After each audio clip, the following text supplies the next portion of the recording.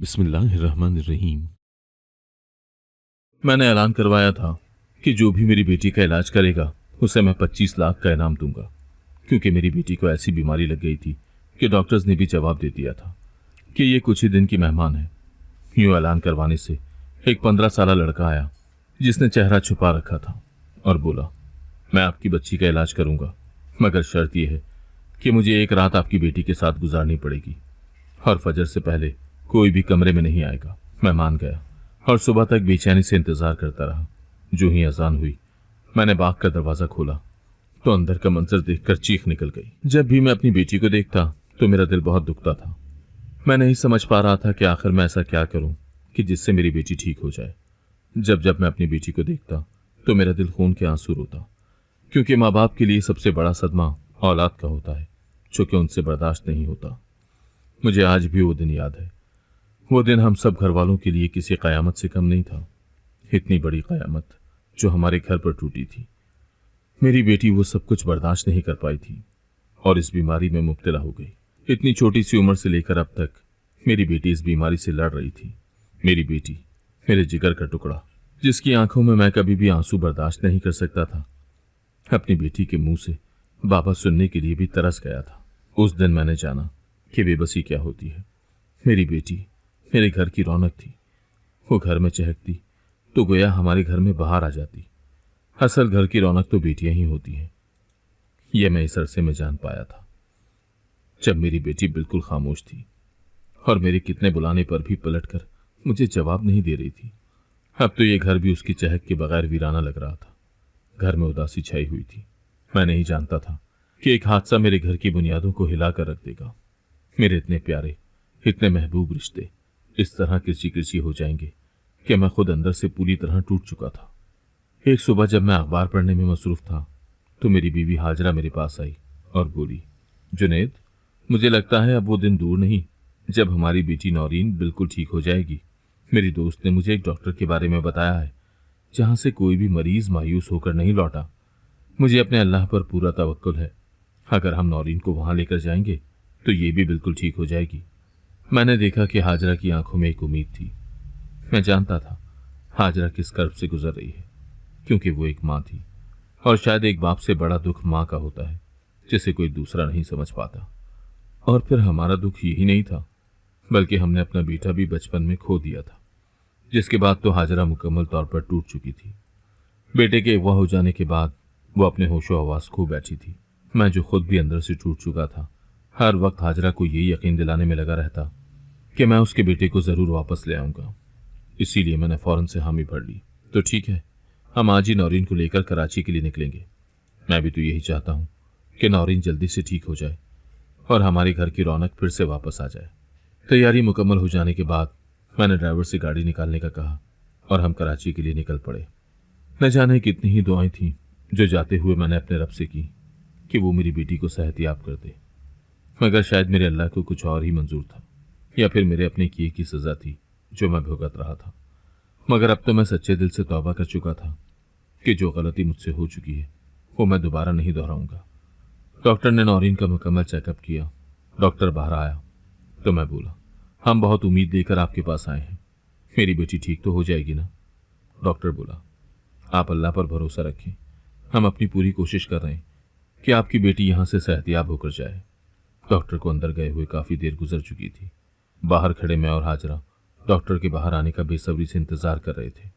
जब हाजरा से रहा न गया तो वो एकदम उठी और उस रूम की तरफ भागी जिसमें नौरीन को ले जाया गया था, मगर सामने का मंजर देखकर वो खुद भी वहीं गिर पड़ी। जब हाजरा को होश आया तो वो मुझसे बोली, जुनैद, प्लीज यहां से नौरीन को ले चलें, वरना ये लोग उसे शुआएं लगा लगा कर मार देंगे। मैं बोला, हाजरा चुप कर जाओ, वो डॉक्टर हैं, उन्हें अपना काम करने दो। तो हाजरा मेरे सामने हाथ जोड़ती हुई बोली, मैंने ही आपको यहाँ आने का मशवरा दिया था, अब मैं ही आपसे कह रही हूँ कि यहाँ से चलें, वरना मैं कुछ कर बैठूंगी। मैं बोला, अच्छा तुम तसल्ली रखो, मैं अभी डॉक्टर से मिलकर आता हूँ। जब मैंने डॉक्टर के पास जाकर सारी बात क्लियर की तो मुझे डॉक्टर से पता चला कि नौरीन का इलाज करने के लिए उन्होंने शुआओं का इस्तेमाल किया। बस वही देखकर आपकी बीवी घबरा गई हैं। मैं बोला, लेकिन डॉक्टर, क्या मेरी बेटी बिल्कुल ठीक हो जाएगी? तो डॉक्टर ने अपनी नजरें झुका ली और बोला, हमें अफसोस के साथ कहना पड़ रहा है, हमें नहीं उम्मीद कि आपकी बेटी कभी भी इस बीमारी से बाहर आ पाएगी। आप अपने मरीज को घर लेकर जा सकते हैं। मैं बोझल कदमों के साथ उठा और वापसी के लिए हम गाड़ी में बैठ गए। पूरे रास्ते हाजरा की आंखों से आंसू रवा रहे। मेरे जब्त का बंधन भी टूट गया, क्योंकि हर बार की तरह इस बार भी हम मायूसी घर लौट रहे थे। फिर भी मैं खुद को हाजरा के सामने मजबूत कर रहा था। मैं जानता था कि अगर मेरी बीवी मुझे टूटता हुआ देखेगी तो वो खुद भी मुकम्मल तौर पर टूट जाएगी, और मैं ऐसा हरगिज नहीं चाहता था। तमाम डॉक्टर्स मेरी बेटी को लाइलाज करार दे चुके थे। उनके पास मेरी बेटी का इलाज नहीं था। मैं हर तरफ से नाउम्मीद हो चुका था। मैं, मलिक जुनैद, जिसके चर्चे हर तरफ थे, किसी की जरूरत नहीं थी कि कोई मेरे सामने ऊंची आवाज में बात करता। लोग अपने फैसले लेकर मेरे पास आया करते और मैं उनका इंसाफ किया करता। ना चाहते हुए भी मुझसे एक नाइंसाफी हो गई, जिसकी सजा मैं आज तक भुगत रहा हूं। आज भी जब मैं अपनी नाइंसाफी को याद करता हूं तो खुद से नजरें नहीं मिला पाता, और शायद मेरा अल्लाह मुझे इसी की सजा दे रहा है। दिन रात मैं ऐसी सोच में रहता कि अपनी सजा को किस तरह कम करूं। मैं रोजाना सुबह सवेरे उठकर अपनी बेटी के कमरे में जाता, इस उम्मीद से कि शायद वो ठीक हो जाए। जब मैं उसके कमरे में दाखिल होता तो वो मुझे बाबा कहकर पुकारे। एक तरफ मेरी बेटी की हालत मुझसे देखी नहीं जाती थी, दूसरी तरफ हाजरा का रोज रोज का रोना धोना, जिसे देखकर मेरा दिल चलता था, क्योंकि मैं अपने बच्चों के लिए कुछ भी नहीं कर पा रहा था। एक हारा हुआ बाप था जो जीतने की जिद्दोजहद में लगा हुआ था। शाम के वक्त मैंने अपने मुंशी को बुलाया, क्योंकि मैं जब भी कोई काम करता उससे पहले अपने मुंशी से जरूर मशवरा करता था, क्योंकि वो काफी उम्र का था और हर काम में मुझसे ज्यादा तजुर्बा रखता था। चाचा मुंशी ने मुझे कभी मायूस नहीं किया था। वो हर बार मुझे अच्छा मशवरा देता। मुंशी ने मुझे मशवरा दिया कि नौरीन को इलाज के लिए मुल्क से बाहर ले जाएं। हो सकता है नौरीन भी बिल्कुल ठीक हो जाए। मैं बोला, मुंशी चाचा, मैं भी यही सोच रहा हूं, क्योंकि यहां तो तमाम डॉक्टर्स ने अपने हाथ खड़े कर दिए हैं। पहले ही काफी देर हो चुकी है, अब मैं मजीद देर नहीं करना चाहता। चाइना में मेरा एक दोस्त है, मैं आज ही उससे बात करता हूं। हम नौरीन को वहां किसी अच्छे डॉक्टर को दिखाएंगे। हो सकता है कि वहां से मेरी बेटी को शिफा मिल जाए। चाचा मुंशी बोला, जुनैद साहब, आप फिक्र न करें, अगर अल्लाह ने चाहा तो नौरीन बीबी जल्द ठीक हो जाएंगी। मुंशी जाने लगा तो मैंने उससे कहा, मुंशी चाचा, जिस काम के लिए मैंने आपसे कहा था। तो मुंशी बोला, जुनैद साहब, आप तसल्ली रखें, मैंने उस काम के लिए भी बंदे लगा रखे हैं। उम्मीद है जल्द कोई सुराख मिल जाएगा और बहुत जल्द आपके गुनहगार आपके कदमों में होंगे। उस दिन मेरा सारा दिन जमीनों पर गुजरा। रात को जब मैं कमरे में गया तो हाजरा अपने सीने से तस्वीर लगाए सोई पड़ी थी। रोने की वजह से हाजरा की आंखें सूजी हुई थी। मैंने आहिस्ता से वो तस्वीर हाजरा के हाथों से ली और तस्वीर को देखते हुए बोला, बहुत जल्द मैं तुम्हें ढूंढ लूंगा और जिसने भी हमारे साथ ये गंदा खेल खेला है उसे उसके अंजाम तक पहुंचा कर रहूंगा, क्योंकि ये सारे दुख उसी इंसान के दिए हुए हैं जो कि मेरा खानदान भुगत रहा है। अगर उन लोगों को बदला लेना ही था तो मुझसे ले लेते। मेरी सरगोशी सुनकर हाजरा एकदम से उठ बैठी और दीवानावार कमरे के चारों तरफ देखने लगी। मेरा बेटा आ गया है क्या? मैं बोला, नहीं, लेकिन मुझ पर भरोसा रखो, वो बहुत जल्द आ जाएगा। तो हाजरा रोते हुए बोली, वो बहुत छोटा है, पता नहीं वो कहाँ होगा, किस हाल में होगा। जुनैद, ये सब आपकी वजह से हुआ है। आपके गलत फैसले ने मुझसे मेरी औलाद को छीन लिया। मैं खामोशी से हाजरा की बातें सुनता रहा, क्योंकि वो जो कह रही थी झूठ भी तो नहीं था। उन सब का कसूरवार मैं ही था। उस रात मैंने सारी रात जागकर गुजारी। सुबह होते ही मैंने बाहर जाने का इरादा तर्क कर दिया और ऐलान करवाया कि जो भी मेरी बेटी का इलाज करेगा उसे मैं 25 लाख इनाम दूंगा। पूरे कस्बे में तहलका मच गया, क्योंकि 25 लाख कोई छोटी रकम नहीं थी। मैं सारा दिन इसी इंतजार में रहा कि कोई आए और बोले कि मैं तुम्हारी बेटी का इलाज करूंगा। सुबह से दोपहर और दोपहर से शाम हो गई। मैंने ये ऐलान इस वजह से करवाया था कि शायद इस तरीके से मुझे किसी अच्छे डॉक्टर का पता चल सके। शाम के साए ढल चुके थे। मैं लॉन में बैठा परिंदों को अपने घोंसलों में वापस जाते हुए देख रहा था और सोच रहा था कि काश मेरे बच्चे भी इसी तरह से वापस आ जाएं और उन्हें मैं अपनी आगोश में छुपा लूं। मेरी आंखों से आंसू टपके जो मेरे चेहरे को भिगो गए। मैं इन्हीं सोचों में गुम था कि इतनी देर में मुलाजिम आया। उसने कहा, कोई नौजवान लड़का आया है जो आपसे मिलना चाहता है। मैंने उससे बहुत बार पूछा है कि क्या काम है, लेकिन वो बज़िद है। कि आपसे मिलकर ही आपको बताएगा। अगर आप इजाज़त दें तो मैं उसे अंदर भेज दूं। मैं बोला, हाँ, उसे यहीं लॉन में भेज दो। मैं बैठा उस लड़के का इंतज़ार कर रहा था। जब वो लड़का हवेली के अंदर आया तो वो हवेली की चारों तरफ बहुत हैरत से देख रहा था, ऐसे कि जैसे उसने पहली बार ऐसे दरो दीवार देखे हों। मुझे देखकर वो एकदम से छटक गया और बोला, मैंने सुना है कि आपकी बेटी बहुत बीमार है, जिसे डॉक्टर्स ने लाइलाज करार दे दिया है। और ये भी सुना है कि आपने ऐलान किया है कि जो उसका इलाज करेगा आप उसे एक भारी रकम देंगे। मैं बोला, तुमने ठीक सुना है, लेकिन तुम इस सिलसिले में मेरी क्या मदद कर सकते हो? तो वो लड़का बोला, मैं आपकी बेटी का इलाज कर सकता हूँ, लेकिन उसके लिए आपको पहले मुझे वो रकम देना होगी जिसका आपने वादा किया है। तो मैं बोला, तुम पर कैसे भरोसा करूं? अच्छा, अगर फर्ज करो मैं तुम पर भरोसा कर भी लूं तो क्या गारंटी है कि तुम मेरी बेटी को ठीक कर दोगे? क्योंकि इतने बड़े बड़े डॉक्टर्स ने तो अपनी पूरी कोशिश के बावजूद भी हार मान ली है, और तुम एक 15 साल के लड़के होकर कैसे मेरी बेटी का इलाज करोगे?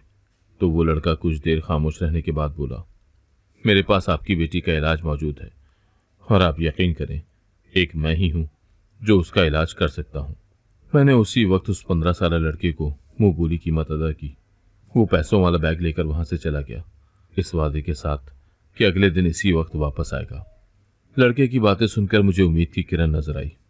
मैंने इस बारे में हाजरा से बात की तो उसे उस लड़के का सुनकर कोई खुशी न हुई, क्योंकि वो मुकम्मल तौर पर मायूस हो चुकी थी।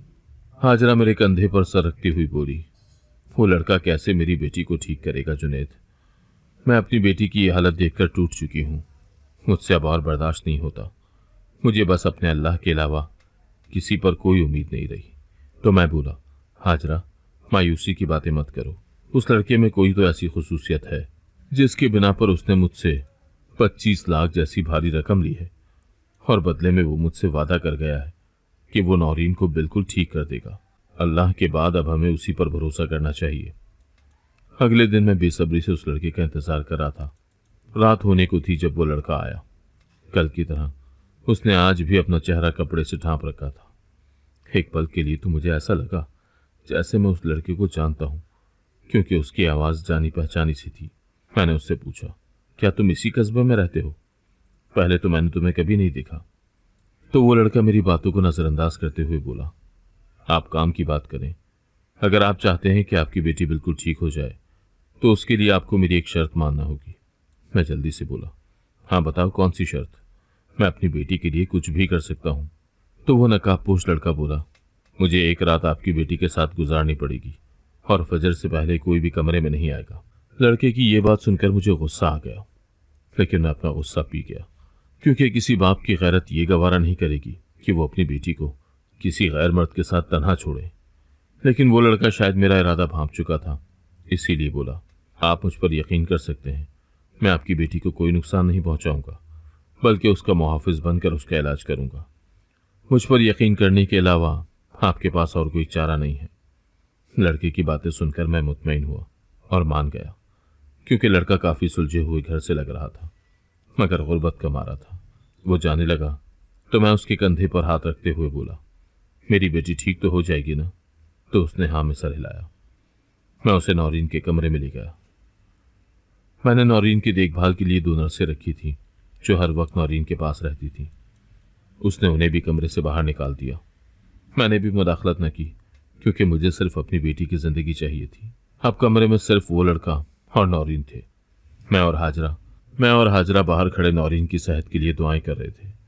हाजरा मुझसे बोली, जुनैद, आपको लगता है ये लड़का हमारी बेटी का इलाज कर पाएगा, जबकि ये तो कोई डॉक्टर भी नहीं है? तो मैं बोला, पता नहीं क्यों, मैं खुद इसी कश्मकश में था जिसमें हाजरा मुब्तला थी। सारी रात हम दोनों मियाँ बीवी हवेली के सहन में टहलते रहे। कभी कभार हाजरा नौरीन के कमरे के पास जाकर दरवाजे से कान लगाकर कुछ सुनने की कोशिश करती, मगर उसे कुछ भी सुनाई न दिया। अंदर मुकम्मल तौर पर खामोशी थी। हाजरा मुझसे बोली, जुनैद, मेरे अंदर होल उठ रहा है, कहीं वो लड़का हमारी बेटी के साथ कुछ गलत न कर दे। मैं हाजरा को तसल्ली देते हुए बोला, देखने में तो वो लड़का ऐसा नहीं है, वो किसी शरीफ खानदान का लगता है। तुम फिक्र न करो, सब अच्छा ही होगा। तुम क्यों फिक्र करती हो? मैं हूं ना, मेरे होते हुए कोई मेरी बेटी का बाल भी बीका नहीं कर सकता। आधी रात गुजर चुकी थी। अंदर क्या हो रहा है हमें कुछ मालूम नहीं था। कई दफा मेरे दिल में आया कि दरवाजा खोलकर अंदर झांकूं, मगर ये सोचकर मेरे कदम रुक जाते कि शायद वो लड़का कोई आलिम हो और कोई इल्म कर रहा हो। मेरी किसी हरकत की वजह से मेरी बेटी का कोई नुकसान ना हो जाए, ये सोचकर मैं अपने कदम रोक लेता। हम सुबह फजर के होने का इंतजार करने लगे। जो ही फजर की अजान हुई, मैंने कमरे का दरवाजा खोला तो अंदर का मंजर देखकर मेरी चीख निकल गई। मेरी चीख सुनकर हाजरा, जो कि मुझसे फासले पर थी, भागती हुई नौरीन के कमरे में आई और अंदर का मंजर देखकर उसकी आंखें फटी की फटी रह गईं। जो कुछ अंदर हो चुका था उसके बारे में तो हमने कभी सोचा भी नहीं था। हमें अपनी आंखों पर यकीन नहीं आ रहा था। मेरी आंखों से खुशी के आंसू टपक रहे थे। हाजरा का भी यही हाल था। हम दोनों अपने अपने आंसू साफ करते हुए कमरे के अंदर चले गए। ये पहला करिश्मा था जो मेरी जिंदगी में हुआ था। मेरी खुशी का कोई ठिकाना ही नहीं था। उस वक्त मैं खुद को दुनिया का खुशनसीब इंसान तस्वुर कर रहा था। नौरीन हमारी आंखों के सामने बैठी हुई थी और वो नकाबपोश लड़का नौरीन की गोद में सर रखे हुए था। शायद वो लड़का रो रहा था, क्योंकि उसकी सिसकियों की आवाज पूरे कमरे में गूंज रही थी। वो कुछ भूलने की कोशिश कर रहा था, मगर उसकी हिचकियां उसके अल्फाज पर भारी थी। नौरीन और वो लड़का हम दोनों की आमद से बिल्कुल बेखबर थे। हम दोनों हैरान थे कि ये लड़का क्यों नौरीन की गोद में सर रखे रो रहा है। आखिर ये है कौन? एक तरफ मुझे नौरीन के ठीक हो जाने की खुशी थी, तो दूसरी तरफ ये देखकर मेरा खून खौल रहा था कि वो लड़का मेरी बेटी की गोद में सर रखे बैठे हुए है, जो कि एक बाप के लिए नागवार सी बात थी। मैंने अपना गुस्सा जब्त करने की कोशिश की। मैं जल्दी से आगे बढ़ा और नौरीन को अपने सीने से लगा लिया। उसका माथा चूमने लगा। मुझे अपनी आंखों पर यकीन नहीं आ रहा था कि एक मामूली सा लड़का मेरी बेटी को कैसे ठीक कर सकता है। हाजरा भी अपनी बेटी के सदके वारे जा रही थी। मैं बोला, नौरीन, ये सब कैसे हुआ? हम तो तुम्हारे ठीक होने की उम्मीद खो बैठे थे। इस लड़के ने ऐसा क्या किया जो तुम ठीक हो गई? तो नौरीन बोली, बाबा, ये तो आप इसी से पूछें। हो सकता है कि ये मुझसे ज्यादा अच्छे तरीके से आपको बता दें कि इसने किस तरह मुझे इस बीमारी से बाहर निकाला। वो लड़का जो एक कोने में लगे खड़ा था, मैं और हाजरा उसकी तरफ मुतवज्जह हुए। उस वक्त उसने अपने चेहरे से कपड़ा हटाया हुआ था। उसके चेहरे पर पहली नजर पड़ते ही वो मुझे अपना सा लगने लगा। मैं बेयकीनी से दोबारा उसके चेहरे की तरफ देखने लगा। हाजरा उस लड़के के करीब गई और उसके चेहरे का बगौर जायजा लेने लगी और बोली, तुम कहाँ चले गए थे? क्या तुम्हें बिल्कुल भी हमारी याद नहीं आई? इतना अरसा हो गया, मैं पल पल तुम्हारे लिए सिसकती रही, मरती रही। तो वो लड़का बोला, ये आप क्या कह रही हैं? मैं नहीं जानता आपको। तो मैं बोला, हाजरा, ये तुम क्या कह रही हो? तो हाजरा चीखते हुए बोली, ये हमारा बेटा अब्दुल हादी है। आपने इसे नहीं पहचाना, लेकिन मैं इसे पहचान चुकी। हालात की खुशबू ही ऐसी होती है कि माँ पहचान जाती है। मैं जानती हूँ कि तुम मेरे ही बेटे हो। वो लड़का खुद को हाजरा से दूर करते हुए बोला, मुझे अब चलना चाहिए। मेरी माँ और मेरी बहनें मेरा इंतजार कर रही होंगी। शायद उनको मेरी जरूरत ज्यादा है। मैं बोला, रुको, तुम कहाँ रहते हो तुम? तो वो लड़का बोला, आपको इससे कोई मतलब नहीं होना चाहिए। ना चाहते हुए भी मेरे मुंह से निकल ही गया कि तुम बिल्कुल मेरे बेटे जैसे हो, जिसे बचपन में हमने खो दिया था। तो वो लड़का बोला, अपने गलत फैसलों की वजह से आपने अपने बेटे की जिंदगी बर्बाद कर दी। गलत फैसले आपने किए, मगर सजा आपके बेटे को भुगतनी पड़ी। आपके दुश्मनों ने उसे अगवा कर लिया और एक काल कोठरी में फेंक दिया। मैं बोला, मगर तुम ये सब कैसे जानते हो? तो नौरीन बोली, बाबा, ये अब्दुल हादी ही है, मेरा भाई और आपका बेटा, जो इतना अरसा हम सबसे दूर रहा। ये सुनकर हम दोनों मियाँ बीवी को हैरत का शदीद झटका लगा। कितनी ही देर कमरे में खामोशी छाई रही। हाजरा अब्दुल हादी के चेहरे पर अपना हाथ फेर रही थी और बेयकीनी से उसके चेहरे की तरफ देखे जा रही थी। एकदम से अब्दुल हादी ने अपनी माँ का हाथ झटक दिया और खुद को अपनी माँ से दूर करते हुए बोला, आज आप अपनी ममता मुझ पर लुटा रही हैं। इतने अरसे से आप लोग कहाँ थे? आपने तो मुझे ढूंढने की भी जहमत नहीं की। मैं कहाँ हूँ, किस हाल में हूँ? मैं आप लोगों को देखने के लिए, आपसे मिलने के लिए कितना तड़पा हूँ, ये सिर्फ मैं ही जानता हूँ। हाजरा बोली, अब्दुल हादी, ऐसा मत कहो। अपने बाबा से पूछो, हमने तुम्हें कहाँ कहाँ नहीं ढूंढा। तुम नहीं जानते मैंने तुम्हारे लिए कितनी ही मन्नतें मांगी। अपने रब के सामने तुम्हारे लिए रो रो कर दुआ मांगी कि तुम वापस आ जाओ। मेरी आंखें तो तुम्हें देखने के लिए तरस गई थी। मुझे लगता था कि दोबारा तुमसे मिलने से पहले चली जाऊंगी। वो अब्दुल हादी को बाजू से पकड़कर उसे नौरीन के सामने ले गई। तुम्हारी बहन जब से तुम्हारे लापता होने की इसे खबर मिली है, ये तब से कोमा में थी, और आज जबकि तुम वापस आए हो, ये भी इस बीमारी से बाहर निकल आई है जिसकी हमें उम्मीद नहीं थी। तुम नहीं समझ पाओगे कि इस अरसे में हम पर क्या गुजरी। हम अपनी औलाद के लिए हर पल मरते रहे। एक तरफ नौरीन की ये हालत थी और दूसरी तरफ तुम्हारा कुछ अता पता नहीं था। मैं अब्दुल हादी को अपने सीने से लगाते हुए बोला, अब हम तुम्हें कभी भी खुद से दूर नहीं होने देंगे। अब्दुल हादी बोला, नहीं बाबा, मुझे वापस जाना होगा। मेरी बहनें और मेरी माँ मेरा इंतजार कर रही होंगी। हाजरा बेबसी से अब्दुल हादी की तरफ देखते हुए बोली, मैं तुम्हारी माँ हूँ। हादी ने बताया कि कुछ लोगों ने उसे अगवा किया था, तो मैंने वहां से फरार होने की कोशिश की और इस कोशिश में कामयाब हो गया। तो जिस औरत ने मुझे पनाह दी, उसकी 2 ही बेटियां थीं। वो मुझे अपना भाई मानती है, इसीलिए मैं उनको बेसहारा छोड़कर यहां नहीं आ सकता। ये कहते हुए हादी जाने लगा तो एकदम से नौरीन ने हादी का हाथ थाम लिया और बोली, हादी, मैं अपने भाई को दोबारा पाकर खोना नहीं चाहती, इसीलिए मैं तुम्हें वापस नहीं जाने दूंगी। तुम्हारी वजह से ही मैं दोबारा जिंदगी की तरफ लौट कर आई हूं। अब मैं अपने भाई को कहीं नहीं जाने दूंगी। नौरीन मुझसे बोली, बाबा आप समझाएं ना हादी को। मैं बोला, हादी बेटा, क्या ऐसा नहीं हो सकता कि हम तुम्हारी माँ और तुम्हारी बहनों को इसी घर में ले आए? उन लोगों का मुझ पर बहुत बड़ा एहसान है, जिन्होंने ना सिर्फ मेरे बेटे की जान बचाई बल्कि उसे अपने घर में पनाह दी। मैंने देखा कि हादी की आंखों में खुशी के आंसू थे। वो बोला, बाबा क्या सच में ऐसा हो सकता है?